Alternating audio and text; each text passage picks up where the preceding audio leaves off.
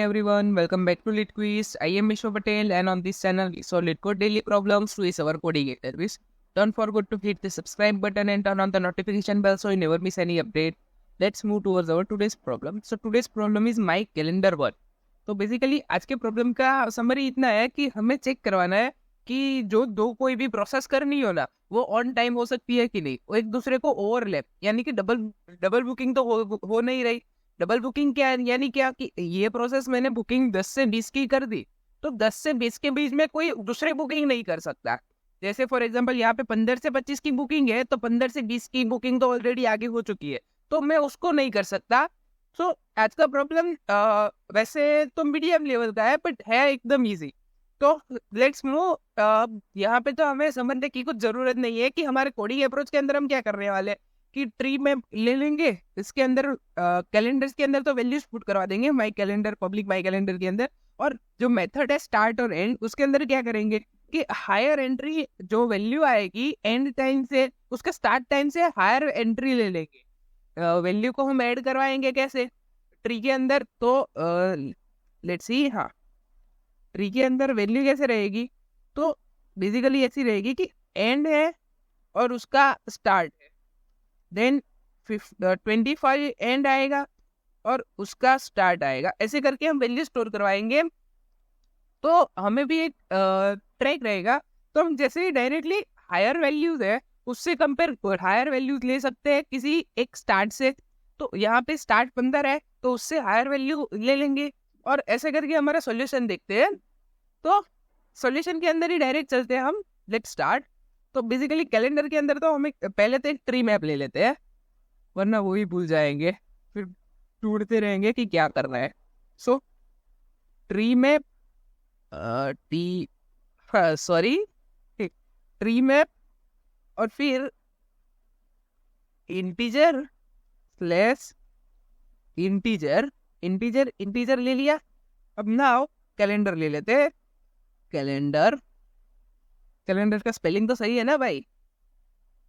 हाँ, DAR रहेगा, CALENDAR। Now equals to new tree map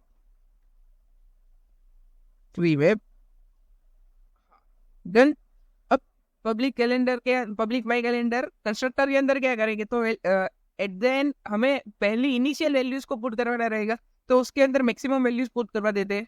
so calendar dot put integer max put करवा देंगे, integer dot max underscore value done. और उसके बाद भी उसका साथीदार भी इंटीजर मैक्स ही रहेगा तो integer dot max underscore value. अब ये वैल्यू हमने क्यों प्रिंट करवाई कि हम एक ट्रैक रख सके अगर ऐसी कोई वैल्यू आ गई, या जैसे यहाँ पे 20 है बट किसी का स्टार्ट टाइम 20 से बड़ा आ गया तो उसके अंदर तो हायर वैल्यू मिलेगी नहीं, तो उसके अंदर हम कुछ कर नहीं पाएंगे। तो इसीलिए हमने at the end integer max values को स्टोर करवा दिया ताकि किसी भी वैल्यू से एक वैल्यू तो बड़ी मिल ही जाए ना। अब मेन बारी आती है हमारी बुकिंग की, तो अगर बुकिंग करेंगे तो करेंगे कैसे? सो मैप ले लेते हैं, मैप के अंदर एंट्री करवानी रहेगी। सो मैप डॉट एंट्री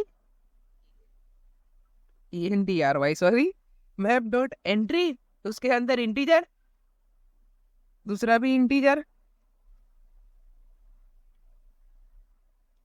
और जो पेयर हो रही है उसको ले लेंगे। So pair equals to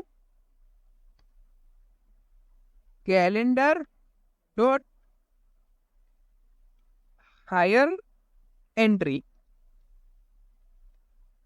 hire entry की मदद से हम कैलेंडर के अंदर हायर एंट्री ले सकते हैं। अब किससे? तो जो स्टार्ट आ रहा है स्टार्ट, उससे अगर स्टार्ट आ रहा है उससे कोई हायर एंट्री रहेगी तो वो ले लेंगे।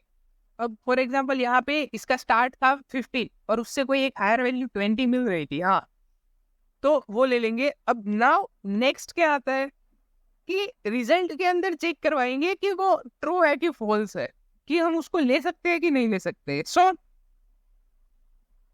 boolean result equals to and अगर उसके एंड से मीन्स कि उसका जो एंड है, ये एंड वैल्यू है, वो अगर पेयर की वैल्यू से पेयर डॉट गेट वैल्यू से छोटी होगी तो हम ले लेंगे।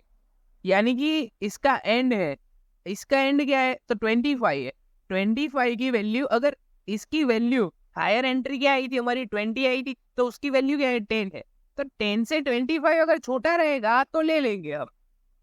अगर ये वैल्यू छोटी रहेगी तो ले लेंगे। इसके बाद क्या रहेगी तो इन्फिनिटी इन्फिनिटी और इन्फिनिटी। अब infinity infinity at the end रहेगा ना, ये वैल्यू तो हम ले नहीं सकते क्योंकि 25 जो है वो 10 से छोटा नहीं है। सो ये वैल्यू को हम यहाँ से निकाल देंगे ना। उसके बाद आती है वापस से क्या आता है तो नेक्स्ट वैल्यू आती है हमारी 20 to 30। अब 20 to 30 है, इसका स्टार्ट 20 है, तो 20 से हायर वैल्यू लेंगे। तो यहाँ पे ट्री के अंदर देखा तो पहली 20 है, तो वो तो हायर वैल्यू नहीं है। देन नेक्स्ट देखा तो इनफाइनाइट है, तो ऑब्वियसली 20 से हायर वैल्यू है। सो उसको ऐड किया यहाँ पे 30 एंड टाइम है, 30 और 20 से ऐड किया ना, उसका एंड चेक करवाया, एंड 30 है। तो ये इनफाइनाइट वाली वैल्यू का आंसर क्या था, वो भी इनफाइनाइट था। तो 30 वो इनफाइनाइट से छोटा है, हाँ ऑब्वियसली है छोटा। तो ये जो रिजल्ट आएगा अगर छोटा रहेगा तब हम रिजल्ट को कैलेंडर के अंदर ऐड करवाएंगे। तो उसको ऐसे रहने देंगे यहाँ पे। तो कोड के अंदर कैसे ऐड करवाएंगे कि इफ रिजल्ट ये बुलियन वैल्यू है तो ट्रू हो जाए, इफ रिजल्ट ट्रू हो जाए सो कैलेंडर के अंदर पुट करवा देंगे वैल्यू को, पुट एंड और स्टार्ट में पुट करवाएंगे, एंड और स्टार्ट के अंदर पुट करवाएंगे ताकि हम एंड से हायर वैल्यू ले सके।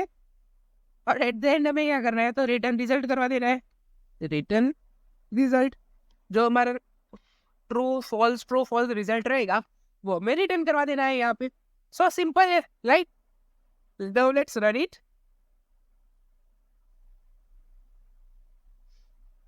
Yup, it accepted. Now let's submit it.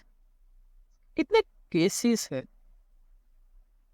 Oh, 10 raised to 9. Yep, it beats 90.84% in runtime and just 9.96% in memory. It can't happen. Let's submit it again. I don't get satisfied with results. Let's do one more time. This is the last. Because I got 98% in memory. So that's why. Yep, it changes frequently, you say. 53.74%. I hope आप सबको आज का coding question समझ आ गया होगा। मिलते हैं कल के वीडियो के अंदर। Till then bye bye, take care, have a great day.